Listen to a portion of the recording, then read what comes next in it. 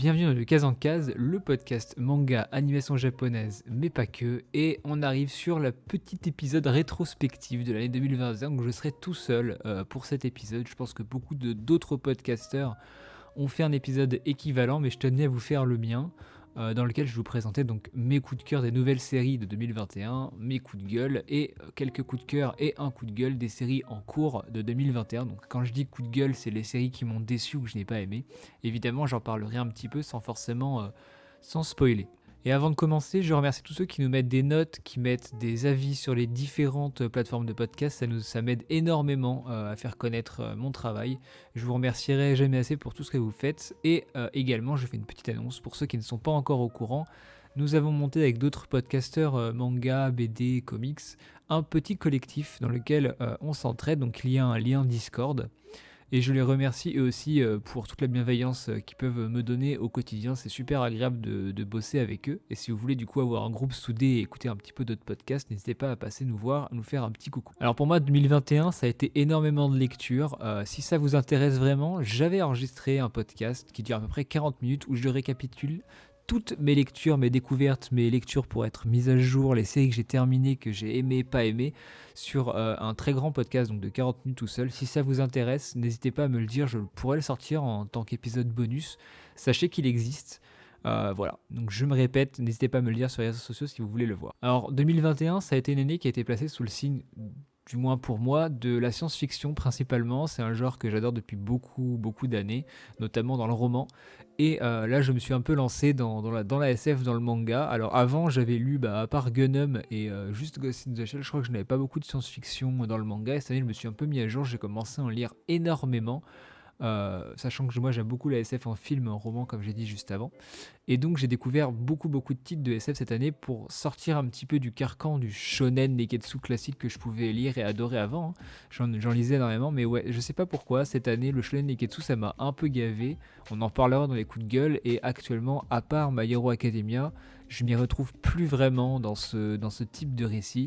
Et en tout cas, moi, avec mon profil de lecteur, j'ai envie d'en sortir. Donc on va commencer avec le premier coup de cœur, une nouvelle série publiée en 2021 en 3 tomes chez Delcourt Tonkam. Il s'agit de Search and Destroy. Ceux qui me suivent sur les réseaux, qui ont déjà écouté d'autres podcasts, savent que j'ai eu un coup de cœur énorme cette année pour cette œuvre en 3 tomes, donc une réécriture de l'histoire de Dororo. Donc on va suivre Yakimaru, Yaku pour les intimes, qui est une femme cyborg qui va devoir essayer de retrouver les parties de son corps qui ont été volées dans une espèce de Russie un petit peu post-guerre froide, cyberpunk.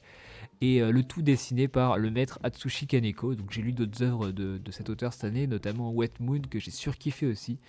Et cette œuvre est incroyable. Le style de dessin est vraiment atypique. On rentre dedans directement, c'est brut, c'est punk, ça tape là où il faut que ça tape. C'est rapide, le récit prend son temps tout en étant assez concis. J'ai trouvé le développement du personnage principal, donc de Yakimaru, vraiment bon. Petite déception du côté du personnage de Dororo, mais bon, c'est vraiment une légère déception pour on va dire les termes, hein, pour le chef-d'œuvre qui est Search and Destroy, une réécriture quasiment parfaite de l'œuvre de Tezuka, qui traite du sujet de la colère principalement. J'ai adoré la postface de l'auteur et je vous conseille énormément de foncer vers ce titre. Donc ça s'appelle Search and Destroy, c'est chez Delcourt Tonkam, ça vaut à peu près 9€ par tome.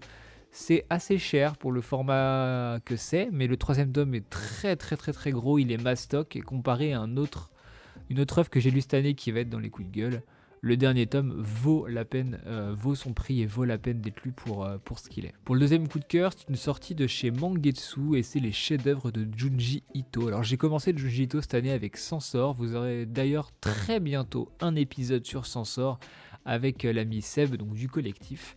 Et ensuite, je me suis dit, tiens, moi je vais lire d'autres œuvres de cet auteur, donc j'ai acheté les chefs-d'œuvre de Junji Ito au prix donc, de 19,90€, je crois, ce qui est très peu cher quand on voit la qualité du livre.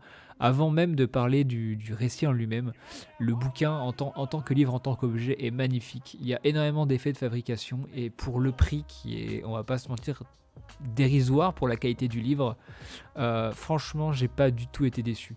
Pour faire la petite comparaison, en termes de qualité, on s'approche d'une édition deluxe de chez Doki Doki pour Sunken Rock, mais en bien mieux, en plus grand et pour le même prix, avec plus d'effets de fabrication.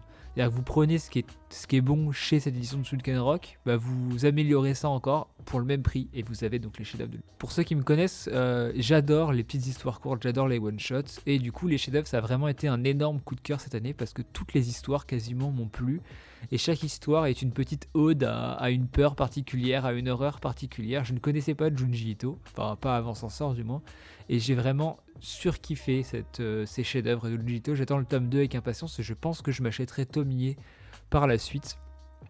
Petite mention spéciale à l'histoire qui traite du rêve infini.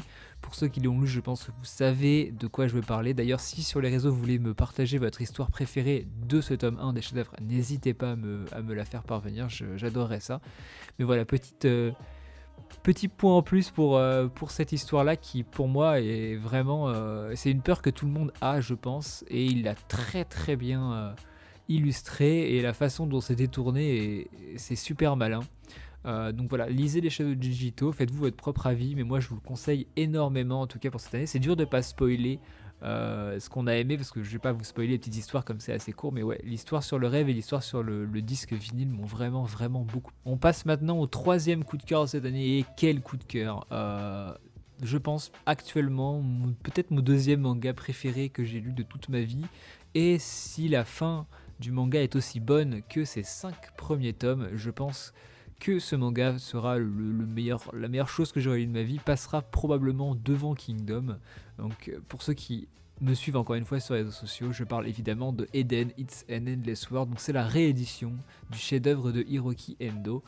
Que dire sur Eden? C'est un manga de science-fiction qui se passe dans une époque qui est, je pense, très proche de la nôtre, mais qui nous fait énormément penser à notre époque, à nous. C'est un mélange entre Evangelion 1984 et j'ai pas vraiment et Gunnum peut-être avec les problèmes sociétaux et cyberpunk.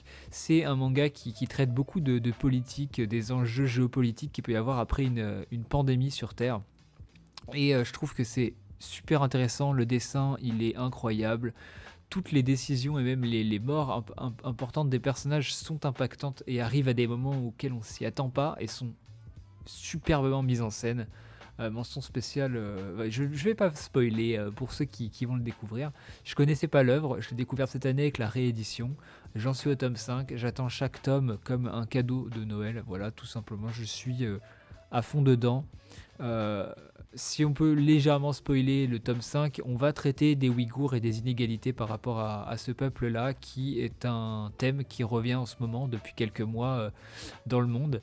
Et il n'y a pas que ça, il y a énormément de thèmes qui reviennent. Le cyberpunk est là pour ajouter la petite dose de science-fiction qu'il faut sans être trop présent.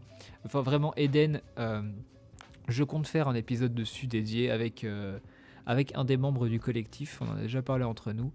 C'est une claque, je vous conseille d'aller le lire. On passe maintenant aux deux coups de gueule. Donc là, je n'ai pas trouvé d'autres noms, c'est l'inverse de mon coup de cœur, donc c'est ce que je n'ai pas du tout aimé cette année. Donc c'est deux sorties. La première, c'est une réédition en format Ultimate, c'est The Breaker de chez Mayan. J'ai lu les 3 premiers tomes donc de la version Ultimate et je n'ai pas du tout aimé. Je trouve que ça n'a pas vraiment de sens. Tout le délire coréen avec les noms à rallonge, parce qu'il faut savoir que les noms coréens sont très très longs. Ça ne m'a pas plu, j'ai pas accroché plus que ça au dessin. La réédition est très quali et très peu chère pour la qualité de ce qu'elle est. Mayan fait un très très bon taf dessus au niveau de l'édition, mais moi j'ai pas aimé l'histoire, tout simplement, je m'y retrouve pas. C'est entre le surnaturel et le réaliste, c'est assez bizarre la frontière entre les deux. En parallèle, je vais revenir, mais j'avais lu Sunken Rock, qui lui me paraissait beaucoup plus, me plaisait beaucoup plus, et qui traite à peu près du même sujet. Enfin, c'est un Furio en Corée, concrètement. Mais ouais, The Breaker, j'ai beaucoup moins apprécié que Sunken Rock cette année. Donc pour moi, ça a été une douche froide un petit peu cette série. Et la deuxième, je n'en ai pas parlé ouvertement, mais j'ai détesté la série Alma en 4 tomes. Je crois que c'est chez Panini, je trouve que les tomes sont chers. Le tome 4 s'arrête au milieu du tome, c'est-à-dire que la fin du tome n'est pas à la fin. Toute la moitié la deuxième moitié du tome, c'est des petits secrets de fabrication, un truc comme ça. Déjà ça m'a gêné, surtout au prix qu'on les paye. Je crois que c'est plus de 8 € par tome. Et moi qui ai découvert beaucoup de SF cette année, j'ai trouvé que c'était un mauvais récit de SF. C'est mon avis, ça n'engage que moi, je sais que beaucoup ont apprécié ce bouquin. Euh, je pense qu'il y a eu une erreur de catégorisation. Ils auraient dû le mettre en shonen ou pour un public assez jeune. Pour moi, c'est un bon manga pour rentrer dans la science-fiction si on est jeune et si on cherche rien dans un manga, juste du divertissement. Il n'y a pas vraiment de combat ou de choses qu'on peut retrouver dans d'autres shonen. Mais le développement du personnage et la qualité d'écriture, je trouve, fait plus penser à un shonen qu'à un seinen de science-fiction. En tout cas, quand j'essaie de le comparer un petit peu à ce que j'ai lu d'autres, donc que ça soit Gunham, Blam, Ghost in the Shell, Eden, Search and Destroy, je trouve que c'est très très très en dessous. C'était à des années-lumière de ce genre de récit. Maintenant, c'est le premier récit de l'auteur, donc peut-être que ça s'améliorera par la suite. Mais voilà, je ne sais pas. Alma m'a pas du tout plu. Je vais pas forcément rentrer dans les détails pour pas vous spoiler si vous l'avez lu, mais n'hésitez pas à me faire un retour sur les réseaux si vous avez bien aimé et pourquoi vous avez bien aimé. Et si je devais quand même trouver un autre point positif au bouquin, ce serait les dessins qui sont vraiment très très bons. Mais en tout cas, voilà pour mes deux coups de gueule un petit peu de l'année 2021. On passe maintenant aux séries en cours et aux coups de cœur. Donc là, ça a été trois. J'ai dû en sélectionner trois. J'ai eu beaucoup de coups de cœur sur des séries en cours, comme My Hero Academy notamment. Mais on va parler de la fin de SNK, qui pour moi, j'ai relu SNK en entier, j'ai relu la fin. Et c'est vraiment un monument qui s'achève. Pour moi, c'est le manga de la décennie. C'est le shonen, c'est le truc à lire. Si vous devez lire un seul manga dans votre vie, pour moi, c'est SNK. C'est pas parfait, il y a beaucoup de choses qui vont pas, mais c'est tellement intelligent, c'est trop bien mis en place. La mise en scène, on parle beaucoup des foreshadowing, mais la façon dont l'histoire est racontée, dont toutes les pièces s'imbriquent les unes dans les autres, c'est magistral. Hajime Isayama a vraiment réussi, je pense, son œuvre.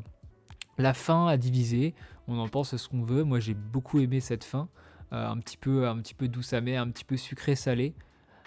Mais voilà, SNK pour moi c'est à lire, sans forcément parler de la fin, mais juste pour parler de tout le voyage que c'est. C'est un monument qui s'achève, je pense qu'on en parlera pendant de très très longues années.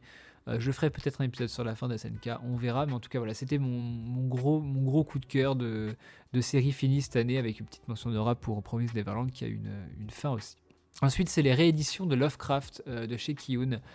Alors, il y en a qui sont sortis en 2019, d'autres en 2020, une en 2021, donc Le Cauchemar de Innsmouth. Et ça porte bien son nom. La collection s'appelle Les chefs-d'œuvre de Lovecraft, et pour moi, ces bouquins sont des chefs-d'œuvre. Ils sont excessivement bien dessinés. Gutanabe fait un travail de maître, réussit à mettre des images sur l'indessinable, l'indescriptible de Lovecraft. La qualité des ouvrages sont insane. Enfin, j'ai rarement lu un livre, un manga en tout cas, d'une qualité papier aussi bonne que ça. Je vous tease, mais il y a un épisode qui arrive très bientôt sur Lovecraft et sur Junji Ito avec Seb, j'en ai parlé juste avant, une battle. On en revient plus en détail, donc n'hésitez pas, dès que ça sort, je pense la semaine d'après ce podcast-là. N'hésitez pas à faire un tour sur ce deuxième podcast pour faire un plus gros avis sur Lovecraft. Mais voilà, pour moi, ça a été le gros coup de cœur des séries en cours cette année. Et le dernier, je ne pouvais pas ne pas placer un petit mot sur Kingdom. Voilà, il y a pas mal de tomes qui sont sortis cette année encore. C'est une masterclass, c'est le meilleur manga que j'ai lu de toute ma vie à l'heure actuelle. C'est mon avis encore une fois. Je n'ai jamais rien lu de mieux que Kingdom actuellement. C'est épique, ça vous prend aux tripes. Je le conseille absolument à tout le monde. C'est peut-être un petit peu lent à démarrer et encore, je suis même pas sûr. Mais on ne ressent pas les 60 et quelques tomes passés. On a envie d'être dans l'unité Ishin, on a envie de faire partie de cette aventure. C'est beau, c'est superbement bien dessiné. La tension est présente quasiment tout le temps. Chaque arc est meilleur que le précédent. Et pourtant, dès le début, il y a des arcs qui sont quand même excellentissimes. Pour moi, Kingdom va marquer le monde du manga à jamais. Je pense qu'il faut lire Kingdom. De plus en plus de gens s'y mettent. Allez-y. Et je terminerai cette petite rétrospective de l'année par un coup de gueule série en cours. Donc une série que j'ai lâché, que j'ai revendu lâchement et que je me suis dit non, c'est plus pour moi. On en parlait avant des shonen neketsu, et bien celui qui aura fait les frais, c'est Jujutsu Kaisen. Je faisais partie de ceux qui l'attendaient quand c'est sorti en France. J'avais acheté les 2 premiers tomes le jour de sa sortie, je les avais précommandés même, c'était avant le confinement. Et j'ai toujours été dubitatif sur cette série plus j'achetais les tomes, déjà les 2 premiers j'étais en mode ouais, on en avait fait tout, enfin moi ça me plaisait pas plus que ça, on en avait fait tout un foin, beaucoup de gens en parlaient, disaient que c'était le shonen qu'il fallait lire. Quand je vois les ventes pareil actuellement, je me dis mais waouh, c'est ouf. Mais avant qu'il y ait l'anime, ça faisait pas autant de ventes. Pour tous les petits détracteurs qui pensent que ça en faisait, non, ça n'en faisait pas tant que ça avant l'anime, c'était un gros titre mais sans plus. L'anime est sorti, il y a eu un coup de boost et du coup bah, je continue à acheter, j'ai regardé l'anime qui est très très bon d'ailleurs. Et je ne sais pas, j'ai décroché. J'étais pas fan déjà dès le début, mais plus les tomes avançaient, plus je me disais mais je n'y arrive pas, que ça soit le dessin, l'histoire, les personnages que je trouve tous plus insignifiants les uns que les autres. Euh, non, ça va pas. Les méchants, je trouve que c'est même pas des bons méchants. En fait, c'est un mélange entre. On ressent la patte de Togashi d'Hunter x Hunter. On ressent l'inspiration très forte de Bleach dans Jujutsu. Et on ressent qu'il a un peu mangé du shonen Neketsu pendant très longtemps pour le ressortir à sa sauce. Mais ça marche pas sur moi. Voilà, ça ne marche pas. Non, même là, l'arc actuel, l'arc de Shibuya, je le trouve moyen. Je trouve qu'il se passe pas énormément de choses, que le dessin est de plus en plus brouillon, que finalement, pour un shonen qui veut se démarquer des autres, il rentre quand même assez facilement dans les carcans et les travers des shonen Neketsu classiques. Donc non, ça ne m'a pas plu, j'ai revendu. Et voilà, c'était pour vous partager un petit peu le dernier coup de gueule de série en cours de cette année. Cet épisode touche à sa fin, vous l'aurez compris, c'était assez compliqué pour moi de faire une sélection de seulement une dizaine de titres qui m'ont marqué cette année en bien ou en mal. Il y en a eu énormément d'autres, je pourrais en citer beaucoup. Je me répète, mais j'ai enregistré donc 40 minutes, potentiellement de bonus pour ceux que ça intéresse, une rétrospective complète de tout ce que j'ai lu cette année, avec mon avis à chaque fois en 1 minute, en spoilant de temps en temps sur les séries. Donc n'hésitez pas à me faire des retours si vous voulez entendre cet épisode. Dites-le moi sur les réseaux ou sur le Discord et je le sortirai peut-être si je vois qu'il y a pas mal de personnes qui sont intéressées. En tout cas, merci à vous d'avoir écouté cet épisode. N'hésitez pas à mettre une petite étoile sur Spotify, un commentaire sur iTunes, etc. Ça me fera énormément plaisir. C'était Loïc, c'était De Case en Case, le podcast manga. On se retrouve en 2022, enfin c'était peut-être en 2022, mais on se retrouve donc plus tard dans l'année pour plein d'épisodes. J'ai plein de projets qui arrivent, ça va être super cool. Merci à tous de votre soutien et je vous souhaite à tous une très bonne prochaine écoute et surtout lisez plein de mangas. Ciao.